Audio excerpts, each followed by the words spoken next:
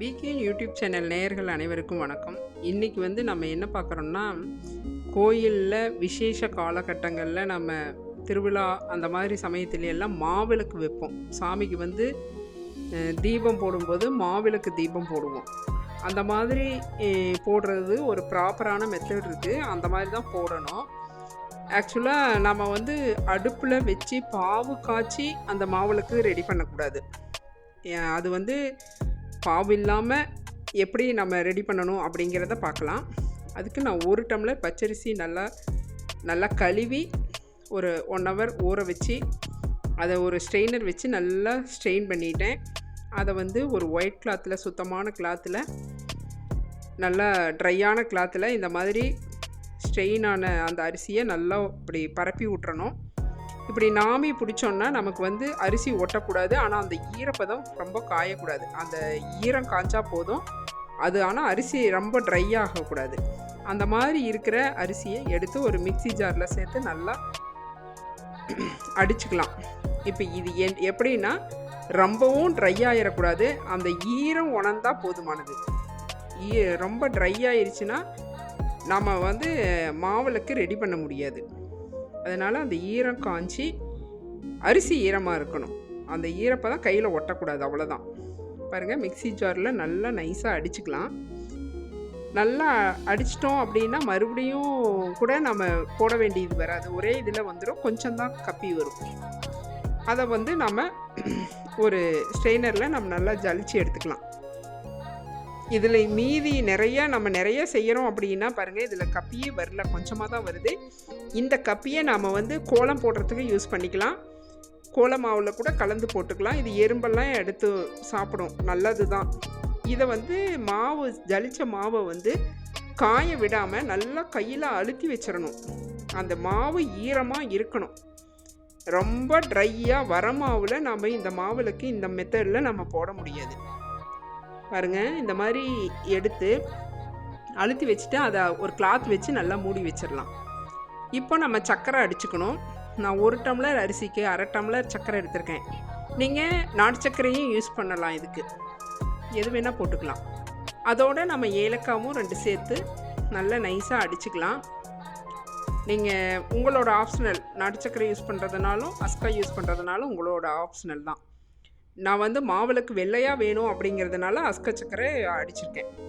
இப்போது அந்த மாவோட நாம் அடித்த அஸ்க சர்க்கரையை அதில் கலந்துக்கலாம். ஏலக்காய், அஸ்க சர்க்கரை ரெண்டையும் நைஸாக அடித்து வச்சுருக்கோம். அதை இதோடு சேர்த்துக்கலாம். 1 டம்ளர் அரிசிக்கு 1/2 டம்ளர் சர்க்கரை சரியாக இருக்கும். நல்லா மாவும் தித்திப்பாக தான் இருக்கும். கரெக்டான இஷ்யூ தான். இதை நல்லா கிளறி கொடுத்துடலாம். நல்லா கலந்து வரட்டும். இப்போ மேக்ஸிமம் எல்லோரும் மாவிளக்கு வைக்கிறவங்க சர்க்கரையை அடுப்பில் வச்சு தண்ணி கொஞ்சம் விட்டு பாகுபதம் பண்ணி தான் இதை மாவில் கலந்து மாவிளக்கு ரெடி பண்ணுறாங்க. ஆக்சுவலாக சாமிக்கு வைக்கிறதுக்கு நம்ம அந்த மாதிரி பண்ணக்கூடாது. இப்போ இது கலந்து வச்சிட்டோம். நெய்யை இதில் கலந்து அப்படியே நாம் பிடிக்கணும். இதுக்கு மெயினாக நம்ம எதுவும் கலக்காதனால மாவு ஈரப்பதமாக இருக்கணும். அதுக்கு தான் சொல்கிறது. மாவு ரொம்ப ட்ரையாகி அடிக்கக்கூடாது. ஓரளவு ஈரம் பிசுபிசுப்பு தன்மை போனால் போதும்.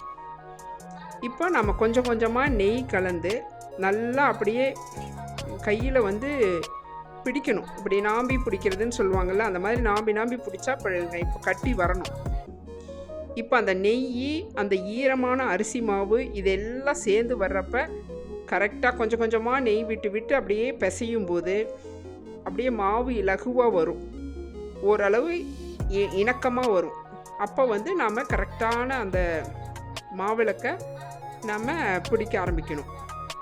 பாருங்கள், இந்த மாதிரி பாருங்கள். அப்படியே கொஞ்சம் கொஞ்சமாக அப்படியே நம்ம பிசைஞ்சிக்கிட்டே வரும்போது எல்லாம் சேர்த்து நெய்யோடு சேர்த்து அப்படியே பிசையும் போது இந்த மாதிரி பிடிக்க வந்துடும். இதை இந்த மாதிரி தட்டி தட்டி பிடிக்கணும். இப்போ நல்லா சதுரமாக நம்ம பிடிக்கணும் இல்லையா, செவ்வகமாக வரும். அதுக்கு பாருங்கள், இந்த மாதிரி தட்டணும். இது எதுக்காக தட்டுறோம் அப்படின்னா வெடிப்பு வரக்கூடாது. இப்போ இந்த மாவிளக்கு செய்கிறதுலையே இந்த தட்டி மாவிளக்கு ரெடி பண்ணுறோம்ல, இதுதான் கொஞ்சம் ரிஸ்க்காக இருக்கும், கஷ்டமாக இருக்கும். அது நம்ம கொஞ்சம் இந்த மாதிரி பிடிச்சி செய்யும்போது ப்ராக்டிஸ் ஆகிடும், ஈஸியாக செய்ய முடியும். மெயினாக இதில் வந்து வெடிப்பு வரக்கூடாது. வெடிப்பு வந்தால் நம்ம நெய் விட்டு தீபம் ஏற்றும் போது அந்த இடத்துல வந்து விரிசல் வந்து உடஞ்சிரும் மாவிளக்கு. அதுக்காக இப்படி நல்லா தட்டிக்கணும். இப்போ நம்ம பாவு காய்ச்சி ஊற்றுற மாதிரி இருந்தால் நமக்கு இவ்வளோ ரிஸ்கே இருக்காது. நல்லா மாவு அந்த பதம் வந்தோடனே நம்ம நல்லா அப்படியே பிடிச்சி அப்படியே உருட்டி வச்சிடலாம். ஆனால் இது நம்ம அது இல்லாமல் இப்படி வரமாவில் செய்கிறதுனால கொஞ்சம் ரிஸ்க் எடுத்து தான் செய்யணும். பாருங்கள், நல்லா தட்டும்போது அப்படியே அந்த வெடிப்புகள் இல்லாமல் கரெக்டாக வந்துடும். ஒரு சிலர் இந்த மாவை வந்து அப்படியே மண் விளக்கில் ஃபில் பண்ணி நெய் போட்டு போட்டு தீபம் ஏற்றுவாங்க. ஆனால் ப்ராப்பரான மெத்தடு இதுதான். மாவு வந்து இப்படி வரமாவில் நெய் விட்டு அடுப்பில் வைக்காமல் இந்த மாதிரி தட்டி வைக்கணும். இப்போ இதுக்கு வந்து நம்ம ஹோல்ஸ் போடணும். அதுக்கு வந்து நம்ம பாருங்கள், இந்த மாதிரி நான் ஒரு உருட்டை கட்டு, அதாவது இது மத்தோட கட்டை, அது வந்து கழுண்டதுனால இந்த கட்டையை வச்சு அப்படியே நான் போடுறேன். நீங்கள் ஏதாவது பேனா மூடி ஏதாவது ஒன்று கிடச்சிதுன்னா அதில் போட்டுக்கோங்க.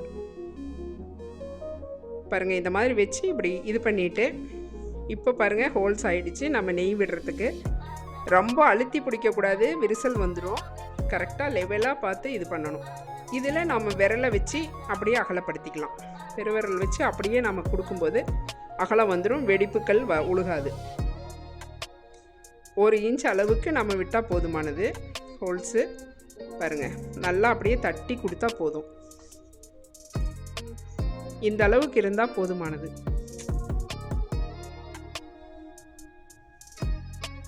நல்லா விரல் வச்சு அப்படியே லெவல் பண்ணிக்கோங்க. பாருங்கள், இந்த அளவுக்கு கரெக்டாக இருக்கும். இது கரெக்டான ஒரு வெடிப்புகள் இல்லை.